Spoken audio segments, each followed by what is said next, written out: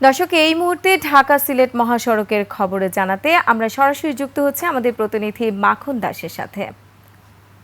মাখন, আপনি নিশ্চয়ই আমাকে শুনতে পাচ্ছেন। মাখন, ঈদের মাত্র আর একদিন বাকি, তো শেষ মুহূর্তে রাজধানী ছাড়ছেন বহু মানুষ। তো ঢাকা সিলেট মহাসড়কে যানবাহনের চাপ কেমন দেখছেন? বিস্তারিত আপনার কাছে কি আছে আমাদের জানান।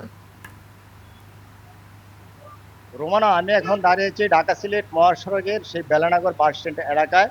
এই নরসিংদীতে আপনারা জানেন যে সকাল থেকেই এই যানজট কিছুটা কম থাকলেও কিন্তু বেলা বাড়ার সাথে সাথে কিন্তু এখন যে কোনো ব্র্যান্ডের পুরাতন এসি বদলে নতুন ওয়ালটন এসিতে উপভোগ করুন 25% ছাড়। বেলা বাড়ার সাথে সাথে কিন্তু এই যানজট কিন্তু আপনার আস্তে আস্তে কিন্তু বাড়তে শুরু করেছে। আর আমাদের এখানে কিন্তু এই নরসিংদী এই উপর দিয়ে কিন্তু ঢাকা সিলেট প্রায় 52 কিলোমিটার রাস্তা কিন্তু রয়েছে। এখানে মনে করেন সাহেবপ্রতাপ, মাধবদী, ভেলানগর, ইটাখোলা, মরজাল সহ কয়েকটি বাস স্ট্যান্ড রয়েছে।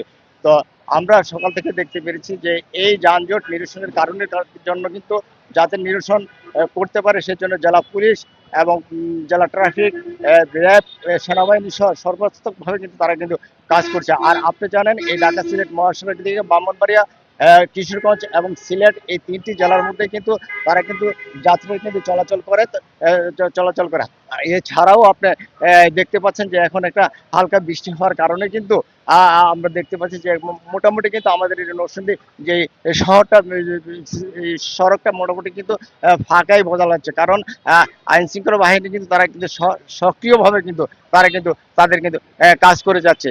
তবে আর এখানে মনে করেন যে আগামী একদিন পরেই কিন্তু ঈদ হবে, কিন্তু তেমন কিন্তু যানজট আমাদের দেখা যাচ্ছে না। কারণ এখানে আপনারা জানেন যে ঢাকা থেকে ছেড়ে আসা কিন্তু শুধু কিন্তু পরিবহন ছাড়াও কিন্তু আমাদের মধ্যে কিন্তু রয়েছে একটা ট্রেন যোগাযোগ ব্যবস্থা রয়েছে। যে ট্রেন যোগাযোগ ব্যবস্থার কারণে কিন্তু আমরা এই ঢাকা সিলেট মহাসড়কে কিন্তু যানজটটা একটু কম রয়।